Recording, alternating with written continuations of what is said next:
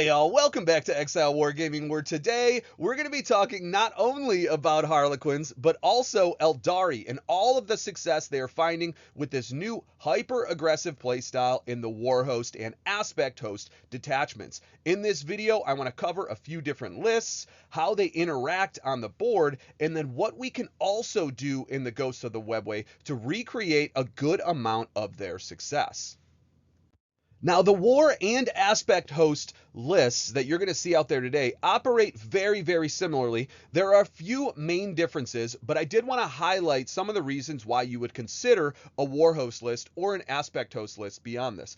In Warhost, you are going to get an extra battle focus token. You get a little bit of extra movement as part of your detachment rule. In the Aspect Host, you're going to be able to reroll ones to wound or ones to hit afterwards. But the two key elements of this is they have an ability to buff their damage to all of their shooting by either applying sustained or lethal hits with something like blitzing firepower, but the main one being Skyborn Sanctuary. It's a unit's ability to get back in a transport at the end of the fight phase. This is something we've been hanging our hat on in Harlequins for quite a while. These armies have a massive threat range, tons of units that can be anywhere they really want to be across the board, but they are a little bit more skewed towards the shooting side of things.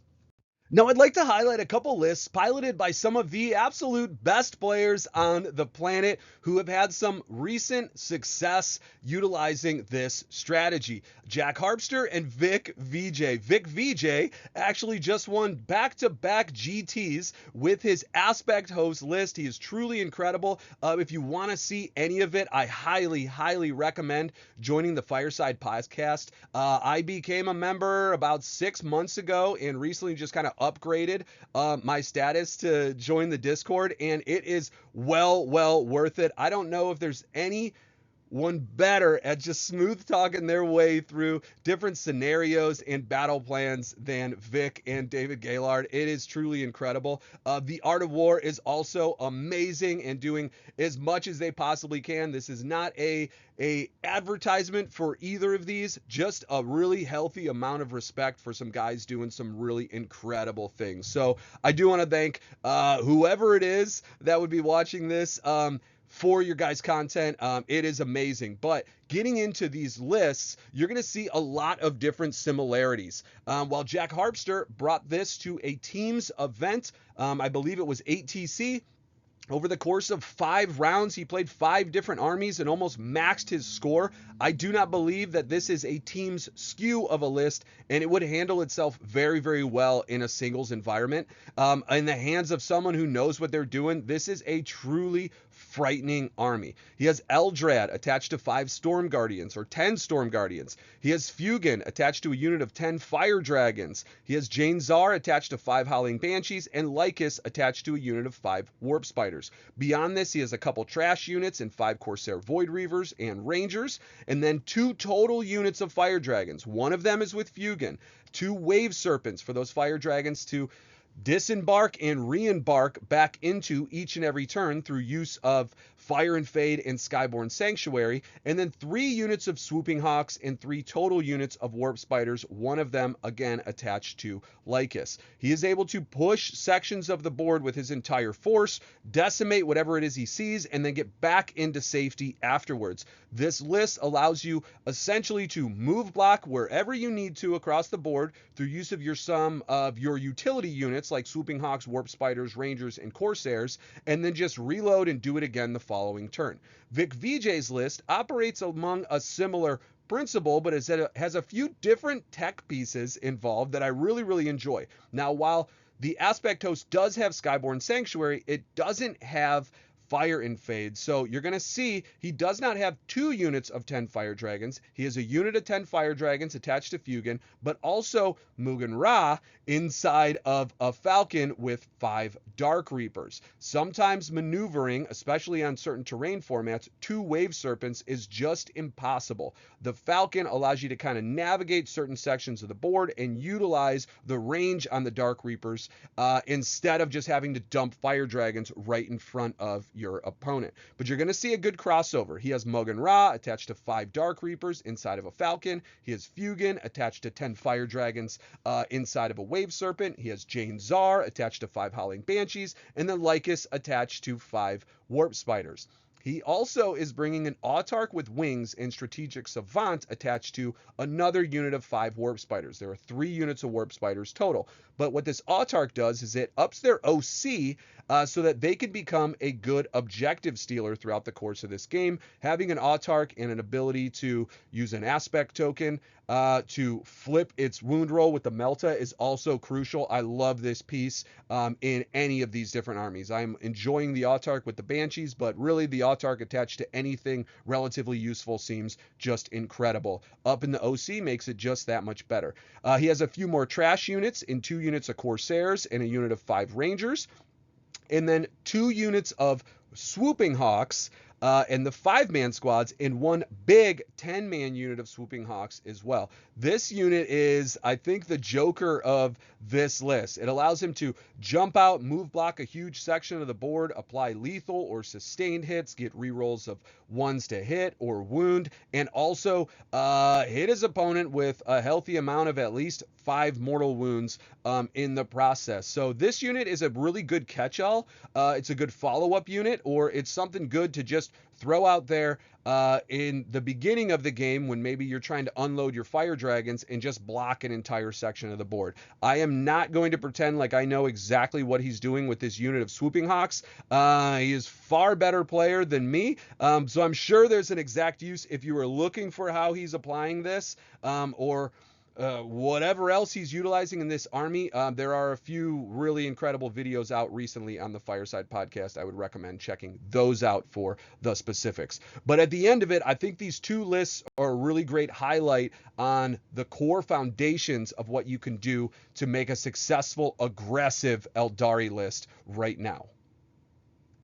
So what's the game plan for something like the Aspect Host or the Warhost detachment? What are they trying to do here? Well, essentially what they're trying to do is wipe out huge chunks of their opponent's army as quickly as possible, get back in their transports safely, move block the board so that their opponent cannot get great angles into something like their Wave Serpents or put an abundance of firepower onto them, all to do it again on the following turn. So typically what you're going to see going into a first turn of a game is something like this. Now, I do not have a Warhost or an Aspect Host game on here. I can find one online, but I really don't want to steal someone else's content to do so. So what we're going to use is just kind of a board state on the early turns of one of our prior Harlequin games. Okay, now most often on like terrain layout 1, like we're seeing here, you don't have a ton of good spaces to fit a Wave Serpent, so you're most likely going to see it over here pretty regularly. I believe this was tipping point style deployment.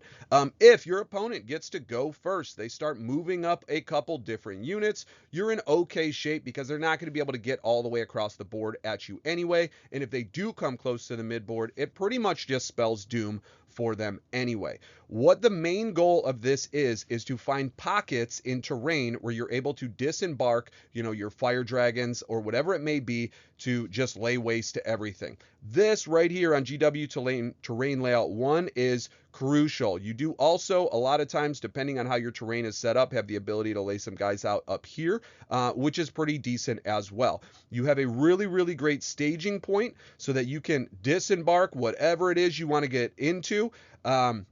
Even if it's to kind of crash into their backlines early on, or if your opponent pushes up, you have all of this section of the board to, again, stage your Wave Serpent, get out the Fire Dragons, and go from here. So a lot of times what you're going to see, especially in the early turns, is a move block and some section of the board up here, especially if they have tanks down this backline. You don't want them coming forward where they can then fire into your Wave Serpent. You may see your Wave Serpents push up towards this angle right here, disembark whatever it is that needs to get there. You may also see it push towards the mid board and push out here, or you may see them somewhere along this section of the board as well. In Jack Harpster's list, he has the ability, if this was his opponent, to push a Wave Serpent out all the way up here. Those essentially 10 fire dragons and Fugan could just split fire and lay waste to everything we see here. We could drop a Rhino, He can drop a bloat drone, a blight hauler. Maybe there's a demon prince over here as well. The troop are going to get out the let's say Death Guard Marines or Plague Marines, and then essentially, you can utilize your swooping hawks or your warp spiders to move block this section of the board and put some firepower into those troops afterwards, so that on the following turn they can't engage whatever you have over here. And then after that, it's pretty much over. If you abandon a unit of Plague Marines here to get shot at by 10 Fire Dragons and Fugin, it's kind of over. Now, if you have 2 units of the Fire Dragons, one's going to come up here. You have this pocket to work with to blow up all of this. The other can disembark over here, blow up this pocket, and then you have your Swooping Hawks and your Warp Spiders to lay waste to whatever was inside of the transports. At the end of this turn, your opponent may only be left with a few units to engage, so it doesn't even really matter that much if you can't get all of your units back inside of transports or out to safety. They're not going to have enough to deal with the entirety of your force. And then you have a couple follow-up units like your Howling Banshees, like Lycus with the Warp Spiders, or something like a big brick of Swooping Hawks to finish off whatever else there may be. But essentially, all we're looking to do is disembark our dragons or Dark Reapers in a safe spot on the board where they're not going to be engaged the next time, get back in their transports if they need, and then move block your opponent inside of their deployment zone or from firing angles after. This seems to be the tried and true method for success here. If your opponent wants to stage the majority of his army on one section of the board, that is perfectly fine. You can stage and hold objectives for the remainder. You have so much mobility in these armies that there is really no escaping you. So you get to dictate the terms of engagement, if that makes sense.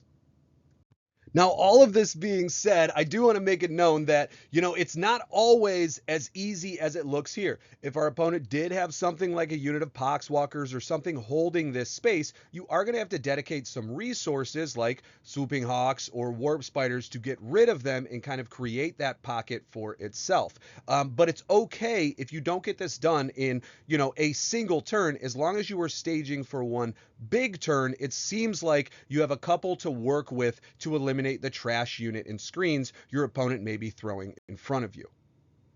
Now, while that game plan seems pretty amazing, it's pretty streamlined. You have a ton of redundancy. You have the ability to protect your units. You don't have to worry about a ton of minutia moving your models around the table as much as you would in a melee-based army. Why would we consider something like the Ghosts of the Webway, right? Now, we can operate along the same principles, but there are a few extra things that the Ghosts of the Webway has that the Warhost and the Aspect hosts don't. One, we have phenomenal OC across the majority of our units. Our Corsairs are both OC2. We're seeing those in both lists, and all of our Harlequin troops are OC2 as well. We also have access to staged death to bring back something like our Solitaire and our Troop Masters, which are very, very efficient for their points cost, especially if you get to reuse them over the course of the game. The amount of times I've seen a Troop Master down a 5-man unit of assault intercessors, a Marine equivalent by himself, is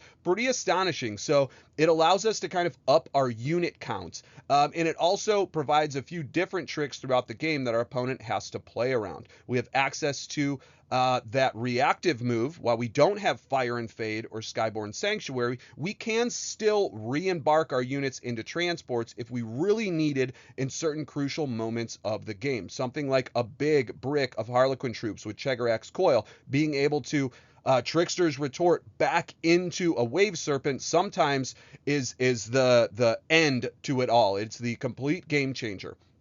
And then Bloody Dance, while it's not used very often, the threat of it changes the way our opponent has to play the game. If they're not able to move up to one of our units behind a wall and charge around it because we've 1-inched it, let's say, we can then attack them in their own turn and make sure that we are still holding that objective. Bloody Dance makes it very difficult for your opponents to steal primary from you with something like trash units, just small bodies with good OC.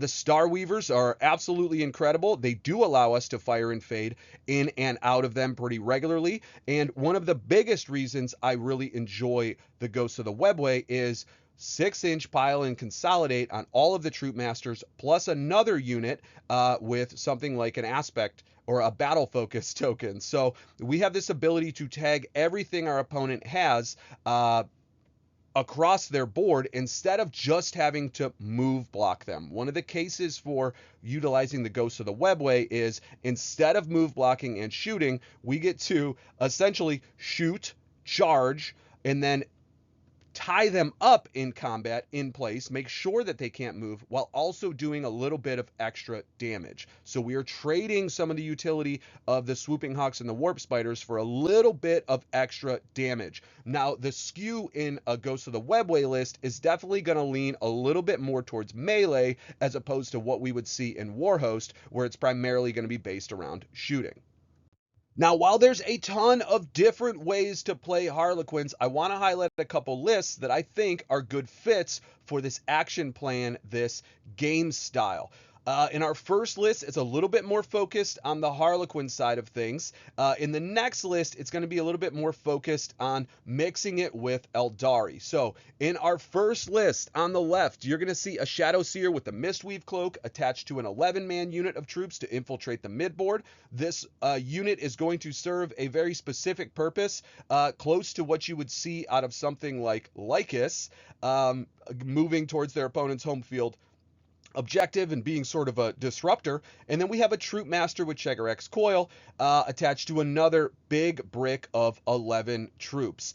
We have 2 more Troop Masters that'll be attached to 5-man units of troops inside of 2 Falcons to get the rerolls, and then a Solitaire to round out the character side of things. Now, total, there are 6 units of troops. 2 of them are 11-mans, 4 of them are 5-mans. We have 2 Star Weavers for our naked troops to embark and disembark into, and then those 2 Falcons for the Troop Masters. And then 2 units of 5 Fire Dragons and a Wave Serpent with a unit of Rangers to just kind of round it out and hold our home field objective. Now, we have to utilize Fire Dragons a little bit differently than we would in something like the Warhost or the Aspect Host. We can't run them in big 10-man bricks because we may only be getting 1 use out of them at a time.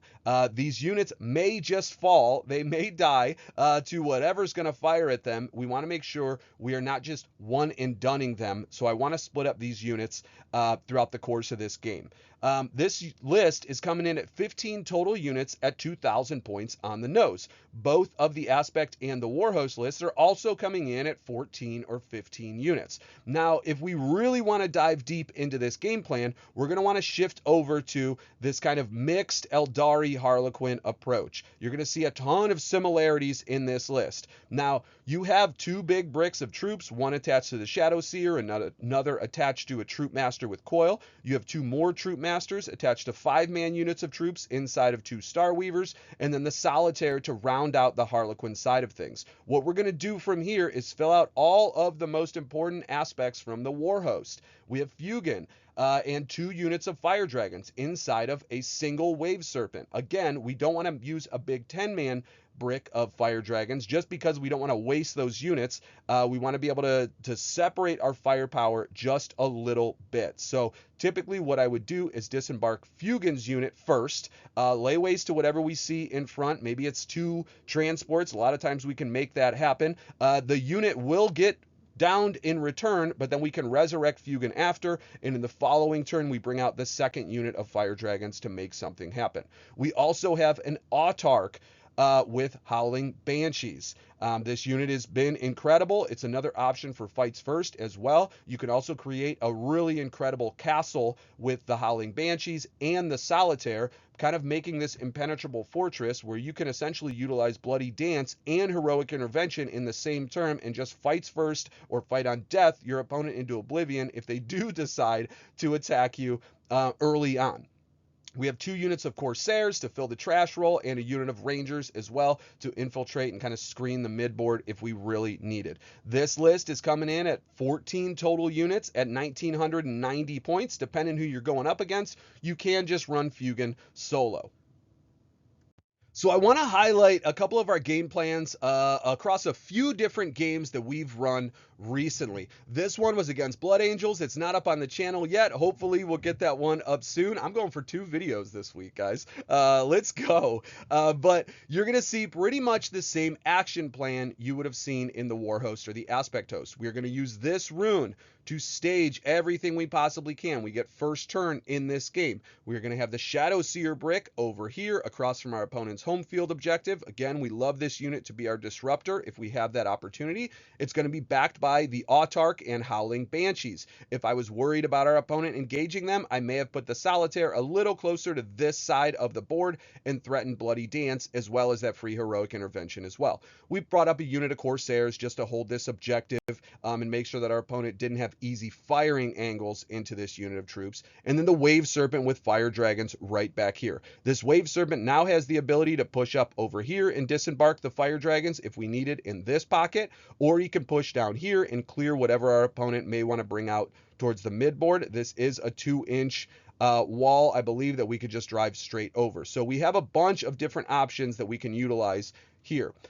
Backing this all up, we just kind of have our second wave. We have a Troop Master and a Star Weaver over here to be the follow-up push. So if all of this wants to crash over here, which is exactly where we want to engage, we can then push up this unit afterwards and be ready for that follow-up.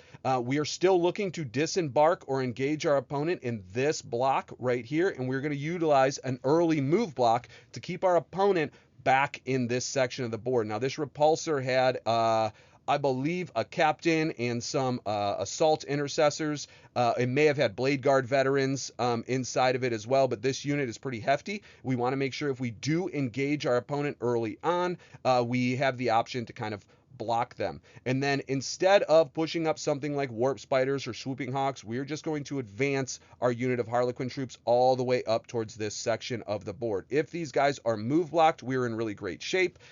If he decides he wants to engage with something like Sanguinary Guard or Assault Intercessors, we do have the reactive move as well to push them back a little bit further. Now, we did not have enough movement. I think we could have moved the Rangers up here and blocked this angle from, I believe this was a Lancer, from being able to get into, our troops over here, but we just could not block that line efficiently enough to make it a reality. So in hindsight, being 2020, this could have been the Shadow Seer brick up here. We could have tucked them in and made sure there were no firing lanes on this side, and we could have put the Troop Master with Chegarex Coil down here. Unfortunately, just the way that the board was positioned, we would have had to get a pretty good advance to get them all the way up here and block this wall. So I believe that's why we ended up using the Shadow Seer, okay? But essentially, we're looking to engage our opponent here. We're looking to move block early and then engage on this section of the board. Instead of utilizing an abundance of move blocks with Swooping Hawks and Warp Spiders, we are going to just try to tie them up in combat for as long as possible while we score over the next following couple turns. In this game, our opponent did a really great job eliminating this pocket in the center rune with an infiltrating unit of Poxwalkers, so we had to kind of go around. Now, fortunately for us, this is Search and Destroy. We were able to deploy our Wave Serpent right over here behind cover. We get to use Star Engines, get this guy all the way up over here, and we have angles to our opponent's entire force with the Fire Dragons. We were able to bring down all of this in turn 1. We get to utilize extra 2 inches of movement on our Chegarex Coil brick. They're going to be able to crash into here, and then we get to use that 6-inch pilot and consolidate to tag everything else that fell. We can also push with the Solitaire. This is something you may see with something like Lycus, just coming in and being an extra resource to eliminate a target. On this section of the board, our opponent deployed in a pretty standard method. We're going to advance the Howling Banshees all the way up. The Autarch's able to get onto this terrain and fire in as well, and then we're going to bring that Shadow Seer brick up to boot. We're going to fire and fade this unit of Harlequin troops with the Troop Master into a Demon Prince. They're just going to get back into the Star Weaver, and again, stage for the following turn. This is our follow-up unit. What happens at the end of this is essentially on our turn 1, before our opponent even got to go, we blew up a rhino, we tied up all of these and these guys inside, we blew up a blight hauler and a bloat drone and this rhino and tied up all of the guys inside of this as well afterwards, and our opponent just did not have enough movement or mobility to finish out the game. This game was over at the bottom of turn 2.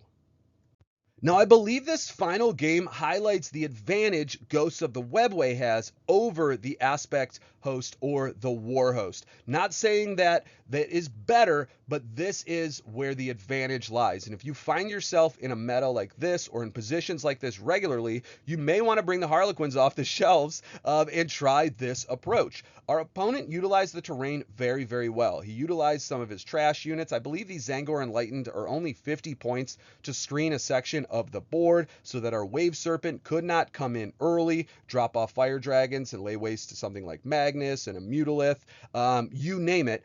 He ended up staying behind the terrain.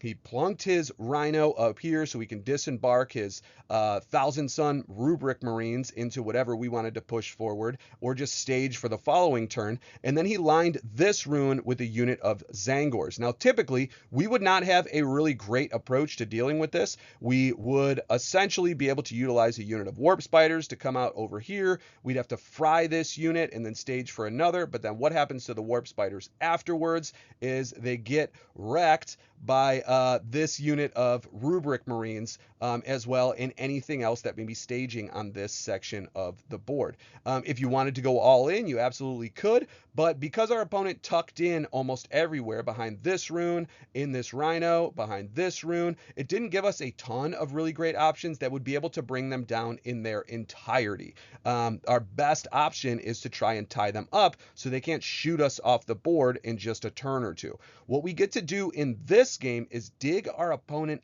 out of really advantageous positions for them. Harlequins only have 25 millimeter bases. That means we cannot be blocked 1 inch on a lot of these walls, and we get to ignore vertical distance and terrain.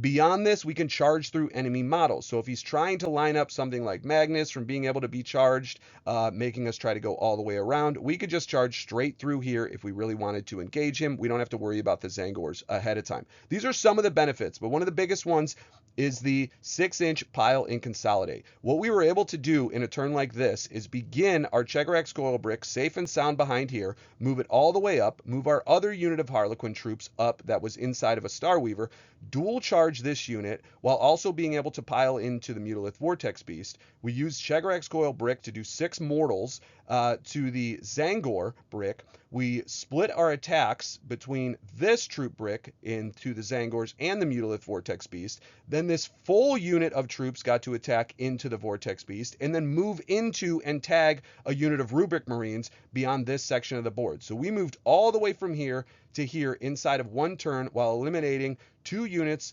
and tying up another in the process. Now, we didn't have a really great angle to utilize our Fire Dragons, so we're not getting out all of them, but they were able to put some fire into the Mutalith Vortex Beast and this Rhino, bringing this down as well. The Solitaire, being able to blitz, was able to charge a unit of Rubric Marines and tie that up as well, and then the Banshees, being able to advance and charge, were able to eliminate a little bit of trash over here. Now, this game plan is, while it's hyper aggressive, it allows us to, instead of move block our opponent, charge, tag, do damage, and keep them from shooting us in the following turn. It mitigates a good amount of damage. I would be perfectly fine and happy taking the melee attacks from a unit of Rubric Marines than taking all of its flamers the following instead. So this just allows us a little bit of extra durability, and I think this is the reason why Ghosts of the Webway has an edge in this specific scenario, not overall, but a case against Warhost and the Aspect Host. It just allows us to dig out our opponent's units regardless of what they want to do. You cannot run or escape from Harlequins. So you're going to see a ton of our key units are exactly the same. The action plan is the same. It's just about how we navigate the table. What interactions do we value most. Warp spiders are incredible, swooping hawks are incredible, but I prefer Harlequin troops because that's what I own, and I am a unabashed Harlequin enthusiast to make this a reality. You're going to notice that both of us are using fire dragons. We're both using banshees. We're both using the autark and Fugan. We're both running wave serpents, rangers, corsairs to fill out the trash portions, and our other units, like something like Jane Czar and Lycus, are filled by units that serve the same role in the Solitaire and the Shadowseer. The Lycus is phenomenal for stealing your opponent's home field objective, so is the Solitaire, so is the Shadowseer. Now, it doesn't get to move 24 inches across the board. It does have the ability to stage in the midboard early and still make contact on that section.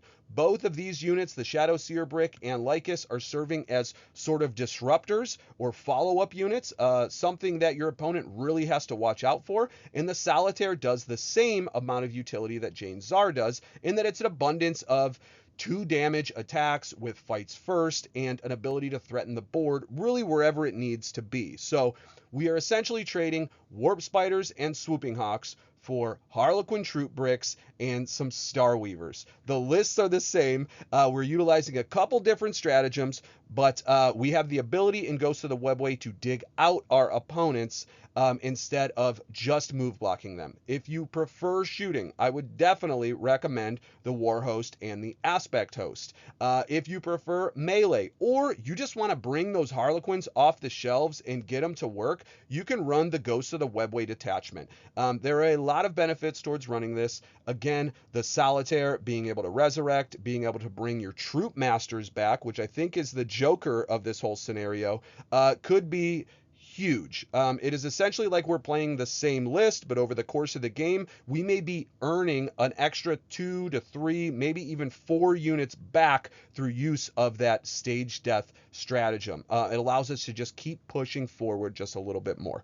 I think the Warhost and the Aspect Host list does a good bit more damage on the shooting side of things. I think we have the ability to kind of tie up our opponents a little bit better in the Ghosts of the Webway. But overall, I don't think you can go wrong with either of them. If you love Harlequins, you want to get them on the board, I absolutely recommend giving this a try.